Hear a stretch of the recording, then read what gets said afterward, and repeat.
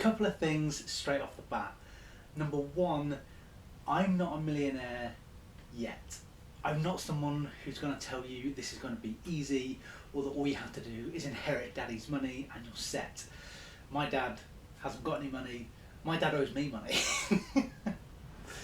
Number two, I do have a minimum wage job and I do have a dividend portfolio. I do get up before the birds and go and break my back at a job that I don't love to make somebody else's dreams come true whom I've never met. Never said that out loud before. I'm just going to put a pin in that and talk about it with a therapist in a couple of years.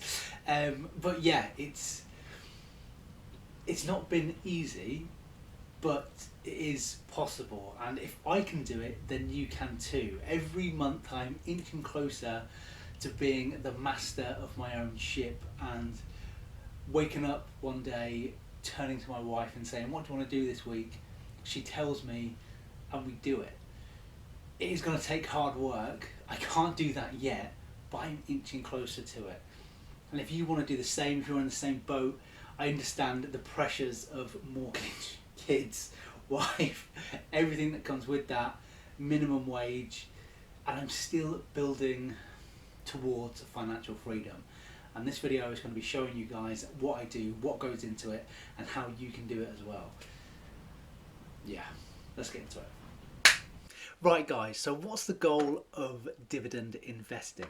Now, for me, it's to completely replace my income and then some, and then one day achieve financial freedom so I can spend more time with my family and do things that I want to do instead of getting up every day and doing something that somebody else wants me to do, which is happening to me now all the time. Now, dividend investing, after all, or receiving dividends, are completely passive. It's a completely passive form of income. You don't need to lift a finger to earn the money. Yes, there is that initial upfront investment, but after that you'll earn a regular dividend if you've picked the right company, and we'll get onto that a bit later. Now guys, like we spoke about earlier, I'm not a financial advisor. I'm not an expert in any way. I'm just a normal bloke working a pretty horrible job, hoping that one day all of these efforts can pay dividends some ways down the line. Now, the mindset I have right now, which is a bit odd, and let me know if you're thinking the same, is that I have my pension paying out right now in the form of those dividends. That's kind of how I can get myself up to work, is knowing that a little bit of it is going to be paying me dividends way into the future, way after I leave the job, which is hopefully sooner rather than later. When we get to, so that's how I think about it. It's like a pension. So if I put away a bit of money this month, which I intend to do, I will get dividends when they pay out. And then the goal becomes, how do I increase my pension or dividends? And that happens, at least from what I can see, in 3 different ways. And if I'm missing one or have not got something quite right, please let me know in the comments, because I feel like you guys are incredibly knowledgeable about this stuff, and I just love accumulating that knowledge. So for me, this is how a dividend portfolio will grow into an absolute monster over time, even if you're on low income like myself.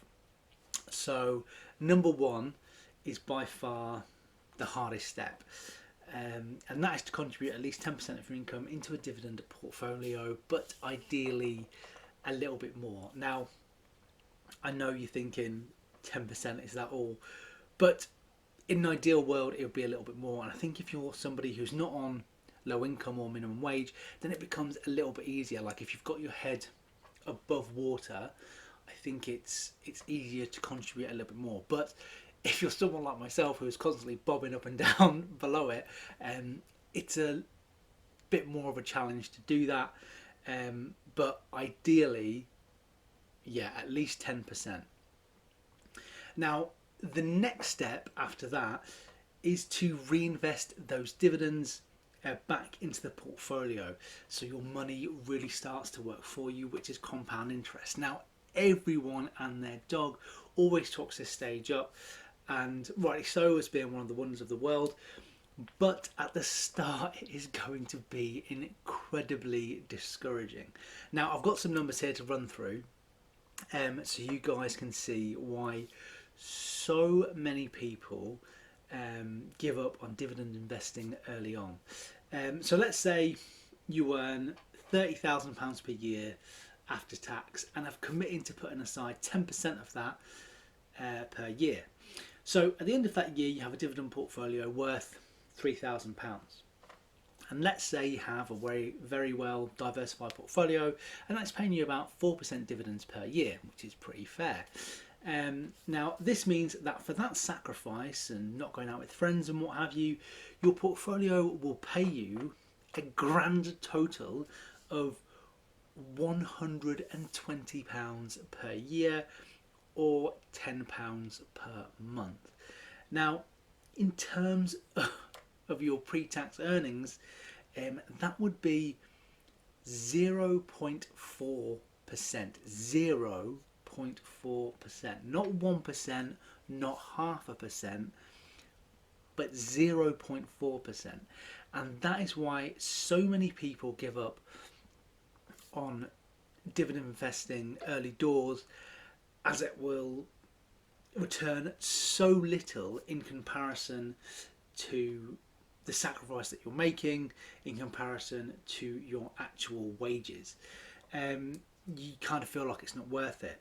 But after 15, 20, 25 years, when compound interest really starts to kick in, it's going to be amazing. But initially, it is going to be awful. And I'm very much in that phase now, the awful phase.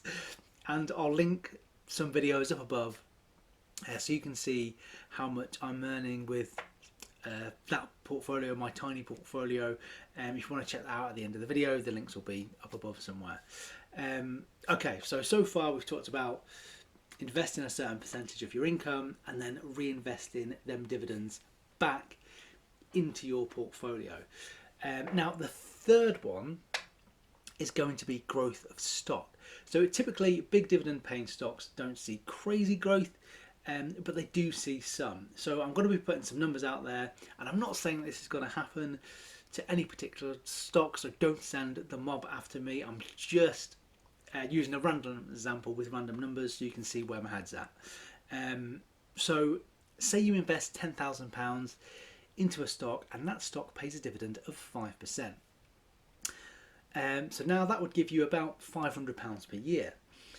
Now, they stick with that 5% dividend over the next 20 years. However, the stock price has gone up tenfold within them 20 years. And now your stock is worth £100,000, not 10, and it pays £5,000 per year, which is effectively a 50% yield on your initial investment. Now, I know within that time you have inflation, you have buying power. I know, guys. I'm just putting some numbers out there. Don't send the mob. I'm just go on. That's it. Take me away. But no, I understand inflation. I get all that, but that is just another way of how stock can grow. So that is the three main ways I think you can turn a relatively small portfolio with relatively little money into something that is one day going to be an absolute monster and replace your income. Now, earlier we spoke about the right company with dividend investing. Now, for me, I'm going to start looking at dividend kings, which are companies that have increased their dividend every year for at least 50 years, which is pretty amazing. Now, everyone's taste when it comes to investing is a little bit different, but a quick Google search will tell you all you need to know about these companies. Now, the company or the app that I use, I'm going to link in the description. So if you want to invest with them, you get a free share between £10 and £100. You don't have to use them, but the link's there if you want to get started and you want a free share. So happy days. So that's down there if you want to use it, and we both get a free share. So that's great. Now, if you want to see me invest in some of these stocks and actually buy some of these stocks with that company that's linked down there in the description. I will link to that video right here. But apart from that, I'm Steve. This is the Extra Income Boss. That is how you build a monster portfolio off very little money, or in my case, minimum wage. But apart from that, I will see you guys again in that one right there. Peace.